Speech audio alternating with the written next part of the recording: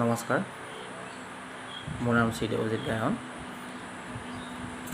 আজি কথাটো হ'ল DY বিহুৰাণীৰ যিটো টেলিভিশ্যন শ্ব'ৰ প্ৰগ্ৰেমটো সেইদিনাখনি মই নিজে চাই আছিলোঁ।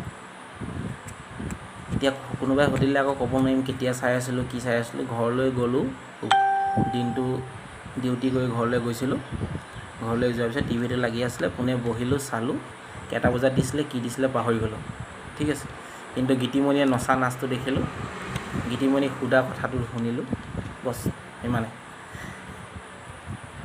গীতিমণিয়ে বাপেকৰ বৃত্তিটোৰ কথা কওঁতে হাঁহি দিয়া কথাষাৰ শুনিলোঁ। ঠিক সেইদিনাখনি অলপ বেয়া লাগিলে।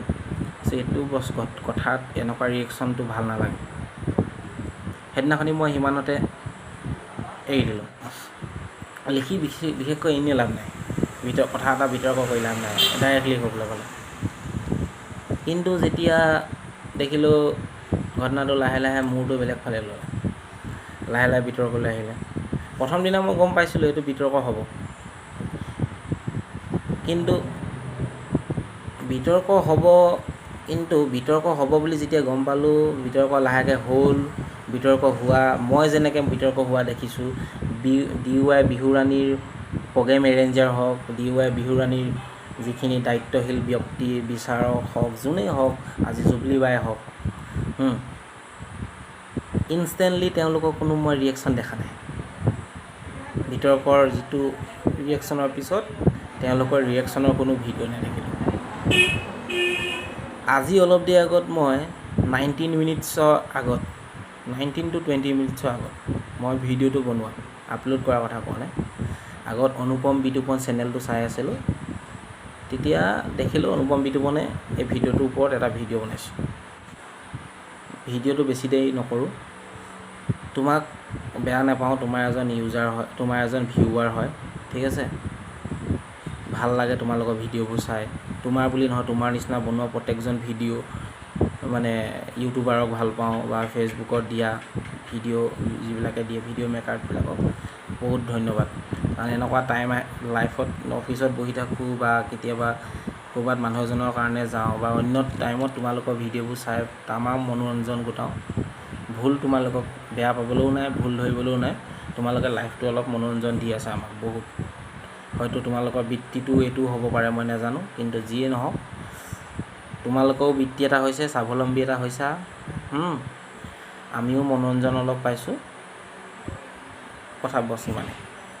কিন্তু আজি কথাটো হ'ল, তোমাক ক'বলৈ যোৱা এইটোৱেই, তুমি যিমতে ভিডিঅ'টো দেখালা যে আমুক মিনিটৰ পৰা আমুক মিনিটত চাব, আমুক হৈ আছে, তামুক হৈ আছে, চোৱা, লগৰে হ'বা বন্ধু, সহজ গাঁৱলীয়া ল'ৰা এটাই, এণ্ড্ৰইড মোবাইল ইউটিউব চলাই থকা ল'ৰা এটাই, বা টিভিত চোৱা মানুহ এজনে ইমান কথা নাজানে, কিন্তু ফেচবুকত তাৰ বিষয়ে বিতৰ্ককৈ লিখিব জানে, আৰু জানিবই, কিয় নাজানিব। এটা ভিডিঅ' চালে, সহজত দেখিলে, এটা হাঁহি দিছে, সেইটো বিষয়ে দুআষাৰ ফেচবুকত লিখিবই, ভিডিঅ' এটা বনাই ইউটিউবত দিবই, কিয় নিদিব। কিন্তু ইমানো যে তন্ন চাব লাগে, কোনো কথাটো ইমান গভীৰভাৱে কোনো নাচায়। কিন্তু যেতিয়া সেই ঘটনাটো, কিবা এটা ঘটনাৰ ওপৰত কিবা এটা হ'ব, সেই ঘটনাটোৰ লগত জড়িত যিসকল ব্যক্তি থাকে, তেওঁলোকে নিজৰ যিটো এইটো নিজে যিটো ৰিয়েকশ্যন তেওঁলোকে দিব লাগে, যে ঘটনাটো আছিল এইটো, ঘটনাটো এনেকৈ সম্পাদন কৰা হ'ল, এইবিলাক এডিটিঙৰ ফলত এনেকুৱা কৰা হয়, সেইটো বস্তুৰ বিষয়ে তেওঁলোকে বুজাই দিব লাগিছিলে। যেতিয়া এই ঘটনাটো ইমান পিছলৈ নগ'লেহেঁতেন, তুমি যিটো ক'লা ভোট খুজিবলৈ তেওঁলোকে নোৱাৰা হৈছে, তেওঁলোকৰ ওপৰত বেয়া প্ৰভাৱ পৰি গ'ল, বা গীতিমণিৰ ওপৰত পৰিছে, এইবিলাক নহ'লেগৈহেঁতেন ইমান দেৰি, ঠিক আছে। এইবিলাক এনেই ইমান কৈ লাভ নাই, তেওঁলোকৰ ফালৰ পৰা এটা ক্লিয়াৰিফিকেশ্যন দি দিলেই বছ, কথা ইমানেই আছিল, ঠিক আছে। আৰু তুমি যি উপস্থিত থকা বিহুৰাণীক তাত বিহুৱতী কৃষ্ণাচীৰ কথা ক'লা, বা কৃষ্ণাচীক বিহু এইটো দেখুৱালা, চোৱা ভণ্টি কৃষ্ণাশ্ৰী, তোমাৰ বিষয়ে ক'বলৈ একো নাই, বেয়াকৈও ক'বলৈ নাযাওঁ, বা বিতৰ্কও ক'বলৈ নাযাওঁ, কাৰণ সৰু ছোৱালী তোমালোকে, বহুত সৰু হ'বা, কিজানো সৰু হ'বা, বহুত নহ'লেও সৰু হ'বা।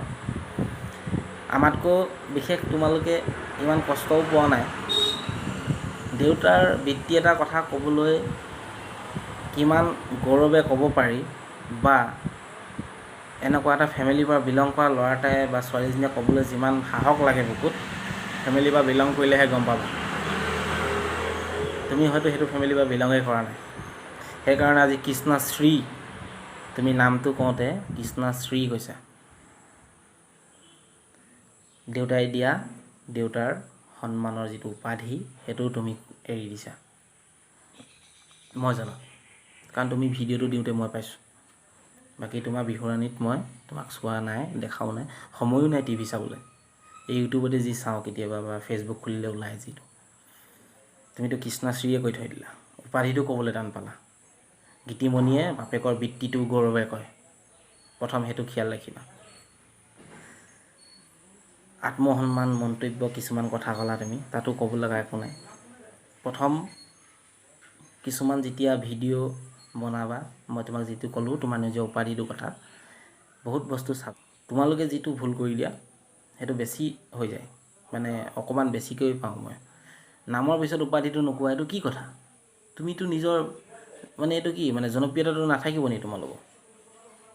আৰু ঘটনাটো যিটো চলি আছে গীতিমণিৰ কথা, সেইটোতো এটা বৃত্তিৰ কথা আহি গ'ল, বাপেকৰ দেউতাকৰ। আৰু তুমিতো দেউতাৰ দিয়া উপাধিটোও তুমি নোকোৱা হৈ গ'লা, কেনেকুৱা সেইটো কথা? আৰু এজনী ছোৱালী ভিডিঅ'টোত দেখাইছিলে অনুপম বিটুৱে, জ্যোতিৰূপা। তুমি ক'লা কি গাহৰি কটা কোৱা কথাষাৰৰ ষ্টাইলটোত হাঁহিছে। চোৱা, ভণ্টি নহ'বা কিজান, ভণ্টি বুলিয়ে ক'লোঁ আৰু, মোৰ নিজৰ ভণ্টি নাই। ষ্টাইলটোত, কথা কোৱা ষ্টাইলটোত হাঁহিছে, কিহত হাঁহিছেতো গম নাপাওঁ না। হাঁহিটোতো হাঁহিয়ে দিলা। আৰু কথা কোৱা ষ্টাইলটোত হাঁহিবলগীয়া কি কথা থাকিলে? বৃত্তিটোৰ কথা কৈছে। চোৱা, কিছুমান কথা তোমালোকে যেতিয়া এটা প্ৰগ্ৰেমত বহি থাকিবা, কিছুমান কথা নিৰীক্ষণ কৰিবা। কোনটো কথাত তোমাৰ এটা ৰিয়েকশ্যনে এটা ঘটনা বহুত বেলেগলৈ লৈ যায়। এতিয়া দেখিলাই ক'লৈ লৈ গুচি গ'ল, সেইটো কাৰণে কৈছোঁ। আৰু শ্বুটিঙৰ কাট কৰাৰ কথাটো কৈছা জ্যোতিৰূপাই। সাধাৰণ মানুহে ভণ্টি ইমান নাজানে।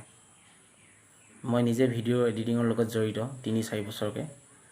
মই পাহৰি গৈছিলোঁ হাঁহি দিয়া ঘটনাটোক লৈ। হাঁহি যেতিয়া দিছিলে মই ভাবিবলৈ পৰা নাছিলোঁ তেতিয়া সেই অৱস্থাত, যে এইটো শ্বুটিঙৰ বা এডিটিঙৰ কিবা কথা থাকিব পাৰে। মানুহে ইমান সাধাৰণ মানুহে গম নাপায়, সেইটো কাৰণে মই ক'লোঁ তোমাক সেইটো কথা। ইমানকৈ বহলকৈ কৈ লাভ নাই।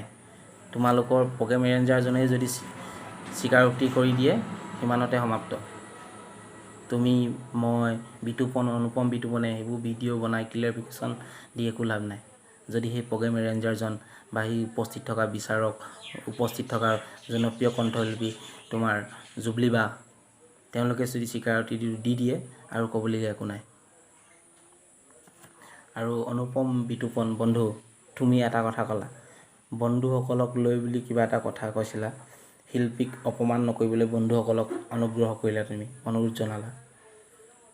অপমানৰ কথা যে ক'লা, ফেচবুকত ষ্টেটাছ কেপশ্যন লিখি ঘটনাটোৰ বিৰুদ্ধে লিখা, ফেচবুক বা অন্য ছ'চিয়েল ৱেবছাইটত ঘটনাটোৰ বিৰুদ্ধে লিখা সকলোকে ক'লা, নে বিতৰ্কত ঘটনাটো বেলেগ ফালে মূৰ কৰি লৈ যাবলগীয়া সেই বিতৰ্ক কৰা লোককেইজনক ক'লা? সেইটো তুমিও এবাৰ ক্লিয়াৰিফিকেশ্যন এটা দিবা।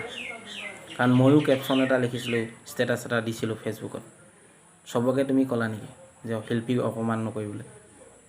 সেইটো ক্লিয়াৰিফিকেশ্যন এটা দিবা। কিন্তু মোৰ ষ্টেটাছত শিল্পীক অপমান কৰা নাছিলোঁ, মই জাষ্ট যিখিনিয়ে হাঁহিছে ডাইৰেক্টলি গোটেইখিনিকে ক'লোঁ। তাত শিল্পী হ'ব পাৰে, কেমেৰামেনজনো হ'ব পাৰে, এডিটৰজনো হ'ব পাৰে, কিমানখিনি ইনভলভ আছিলে ঘটনাটোত। মোৰ এটাই কথা, সেই ঘটনাটোত যিমানখিনি মানুহে জড়িত আছিলে, সকলো মানুহেই তেওঁলোককে মোৰ ষ্টেটাছটোত বা মোৰ ভিডিঅ'টোত এইটোৱে ক'বলৈ গৈছোঁ, তোমালোকে এতিয়া ক্লিয়াৰিফিকেশ্যন দি দিয়া বছ, বা প্ৰগ্ৰেম এৰেঞ্জাৰজনে দি দিয়া, বা আল্টিমেটলি এডিটৰজনেও যদি কৈ দিয়ে নহয়, সিমানটোতে যথেষ্ট। কাৰণ কেলৈ, এডিটৰজনে সকলো না ভিডিঅ', তেওঁৱে গম পায় আচল কথাটো কি। সঁচাকৈয়ে তাত এডিটিঙত অডিঅ'টো ক্লিপটো লগোৱা হৈছিলে, নে এইটো অৰিজিনেলি চবেই কথাষাৰ হাঁহি দিলে আপুনি এটা ক্লিয়াৰিফিকেশ্যন দি দিয়ক যোনজন ভিডিঅ' এডিটৰ আছিলে নে কি কয় ডাইৰেক্টলি সেইটো কৰাই বেষ্ট থেংক ইউ